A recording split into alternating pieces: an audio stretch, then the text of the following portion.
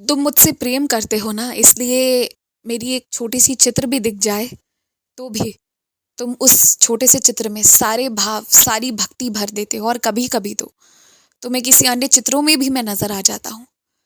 और जिसे ना मुझसे प्रेम नहीं, जिन्हें मेरे बारे में पता नहीं या जो समझना नहीं चाहते ना, वो मेरे दरबार में खड़े रहकर भी उस दरबार के महत्व को नहीं समझ पाते।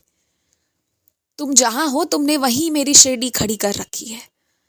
फिर भी तुम्हारी इच्छा है तो शिरडी जरूर बुलाऊंगा तुम्हें, लेकिन शिरडी वही है जहां तुम हो। एक वक्त आएगा जब रिश्तों का सही मायना तुम्हें अच्छे तरीके से समझ आएगा। अभी वही दौर चल रहा है जब तुम समझने का प्रयास कर रहे हो। वक्त आने पर सही तरीके से सब समझ आ जाएगा।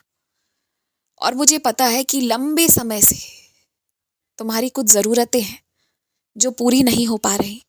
फिर भी तुमने मेरे नाम पर छोड़ दिया है, दूंगा तो सही, ना दूं तो भी सही।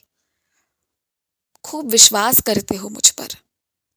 मन तुम्हारा जरा भी नहीं डोलता कि नहीं मिला तो क्या होगा। तुम अब भी तैयार हो, तब भी तैयार हो, ऐसे भी वैसे भी, हर तरह से। और तुम्हारी भक्ति, तुम्हारा नाम जाप तुम्हें वो चीज दिलवा कर रहेगी। आज मैं तुम्हें ये कहता हूं, थोड़ा वक्त और लगेगा, हिम्मत मत हारना।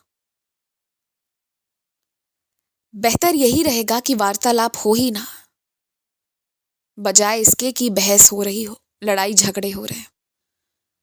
और ऐसा नहीं है कि कोई मनुष्य तुच्छ है, सब अच्छे हैं, सब मेरी रचना है। लेकिन हाँ, कुछ लोगों के स्वभाव, कुछ लोगों की विचारधारा तुमसे बहुत अलग है, बहुत ज्यादा अलग।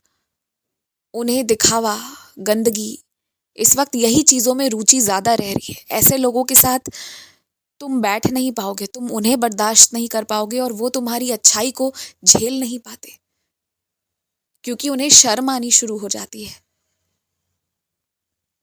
उन्हें अपनी गलती एक पल के लिए दिखनी शुरू हो जाती है। जीवन के वो सारे दौर उनके आंखों के सामने आने लगते हैं, लेकिन वो कई सालों से इन चीजों से भाग रहे हैं और वो आगे भी भागना ही पसंद करेंगे। तो वैसे में वो तुम्हें अपने आंखों के सामने कैसे देख पाएंगे। इसलिए मत मिलो, मत मिलो वैसे लोगों से। बस हाँ, कुछ कर सकते हो तो उनके लिए सच्चे मन से प्रार्थना करो। मेरी सच्चरित्र को पढ़ो या सुनो, पर इसलिए नहीं कि वो एक पूजा की विधि है, बल्कि इसलिए कि उससे मैं क्या तुम्हें बताना चाह रहा हूँ। उसे प्रेम पूर्वक सुनो, उसे प्रेम पूर्वक पढ़ो। जबरदस्ती या फिर बस एक नियम पूरा करने के लिए मत करो। उसका लाभ तभी होगा जब वो प्रेम से, ध्यान से सुना जाए, और उस दौरान सारा ध्यान केवल जो बोला जा रहा है या जो पढ़ रहे हो उस पर रख दिया जाए। अब तक तुम्हें मिला नहीं है सही इंसान, तुम्हें मिल जाएगा। केवल और केवल एक बात का ध्यान रखना कि जो भी सच है वो जरूर बताना। और जिन लोगों से भाग रहे हो, अब भागने की जरूरत नहीं है। उनके मन से तुम्हें हटा दिया हूं मैं। आराम से रहो, वो भी खुश है। चिंता मत करो, खुश रहो।